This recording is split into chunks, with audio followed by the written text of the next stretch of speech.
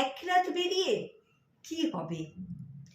রামমোহন রায় যেদিন প্রথম একটা মেয়েকে চিতা থেকে টেনে নামিয়েছিলেন, সেদিনও এমনই শুনেছিলেন যে একজনকে বাঁচিয়ে কি হবে। বিদ্যাসাগর যেদিন প্রথম একজন বিধবার বিবাহ দিয়েছিলেন, সেদিনও তাকে শুনতে হয়েছিল যে একজনের বিয়ে দিয়ে কটা বিধবার জীবন বাঁচাবেন। বেথুন যেদিন মানুষের বাড়ি বাড়ি গিয়ে তাদের বাড়ির মেয়েটিকে স্কুলে ভর্তি করতে বলেছিলেন, সেদিন তাকেও শুনতে হয়েছিল যে ওই কয়েকটা মেয়েকে বিদ্যাবতী করে কি হবে। যেদিন ক্ষুদিরাম ফাঁসির দড়ি গলায় পড়েছিলেন, সেদিনও অনেকে বলেছিলেন যে ওই একজন ঝুলে গিয়ে কি হবে, দেশ স্বাধীন হবে।